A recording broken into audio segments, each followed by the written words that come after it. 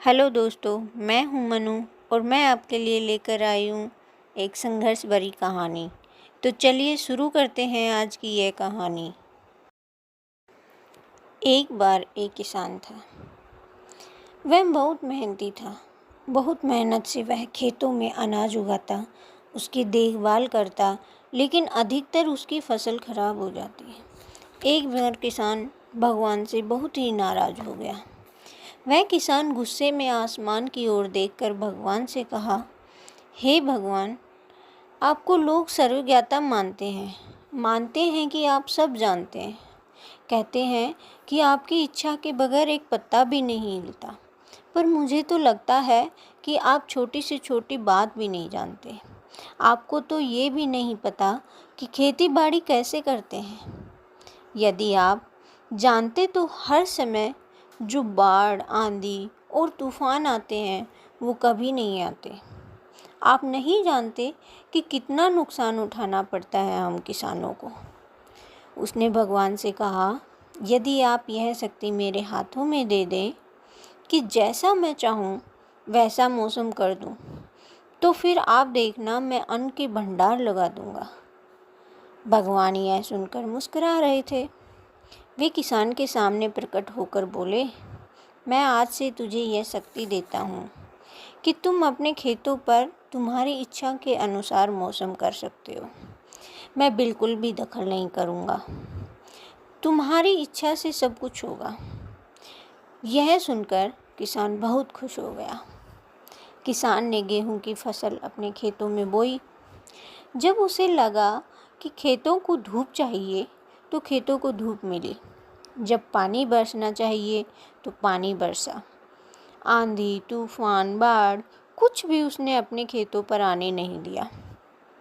किसान के खेत में इस वर्ष ऐसी फसल हुई जैसी कभी नहीं हुई थी।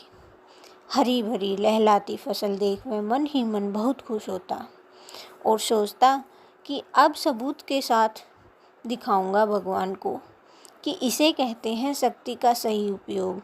मेरी सफलता देखकर उन्हें अपने नियम जरूर बदलने पड़ेंगे।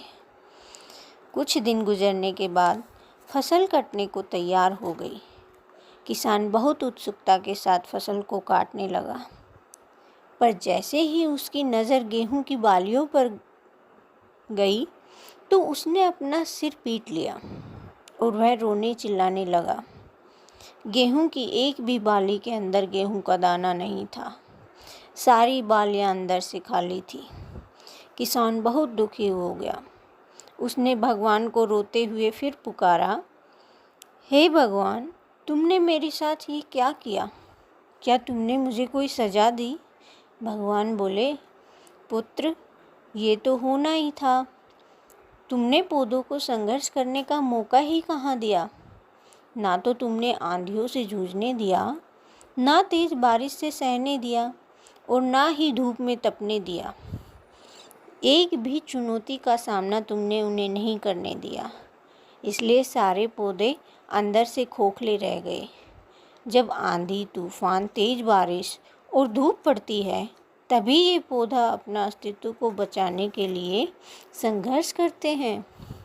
और इसी संघर्ष से एक बल पैदा होता है जिसमें शक्ति होती है, ऊर्जा होती है, और यही ऊर्जा पूर्ति तेरे गेहूं के दानों में जो नहीं फूटी, क्योंकि तूने उन्हें कठिन परिस्थितियों से गुजरने ही नहीं दिया जहां उनके अस्तित्व का जन्म होता।